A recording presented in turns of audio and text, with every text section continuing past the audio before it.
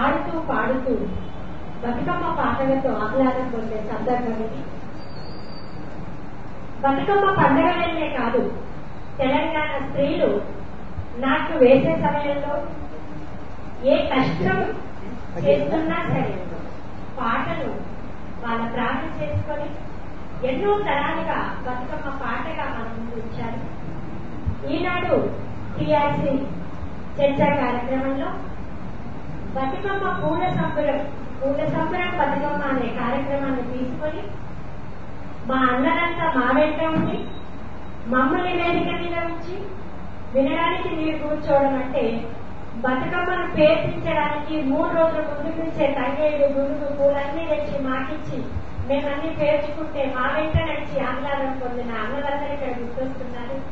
ఆ ఊర్లో ఉన్న బాబాయిలు అంతా అంటే ఈరోజు నిజంగా ఈ చర్చా కార్యక్రమం ఇలా నిర్వహిస్తున్నందుకు టీఆర్సీ వారికి అంటే మన తెలంగాణ ప్రజల తరఫున మా పిల్లల తరఫున మొట్టమొదటిగా నమస్సులు తెలుపుకుంటూ ఈ సభావేదిక మరి బతుకమ్మ సంబరం మళ్ళీ ఒకసారి మీకు కళ్ళ ముందు చూపిస్తుంది.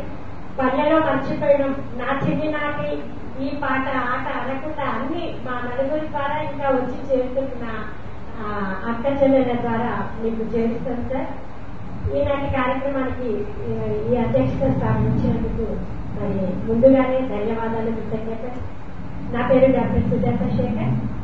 బతుకమ్మ పైన తెలంగాణ బతుకమ్మ పాటలు పౌరాణిక, సామాజిక, సాంస్కృతిక భాషా పరిశీలన అనే అంశంపైనే పరిశోధన చేసి 2002లోనే అవార్డు అయ్యాను.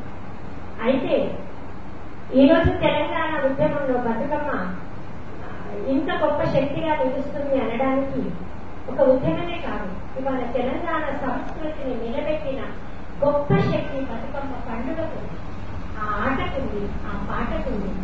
ఆ బతుకమ్మ ఆట పాటల్లో, బతుకమ్మ పండుగ నిర్వహణలో చేసే ప్రతి పనిలో మన ఆచారం ఉంది, మన నమ్మకం ఉంది, మన కుటుంబం.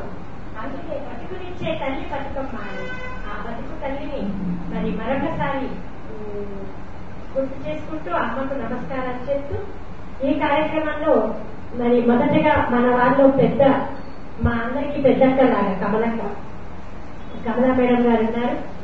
వారి స్పీచ్ తో మొదలెడదాం సార్. మీరు మీ అమూల్యమైన స్పీచ్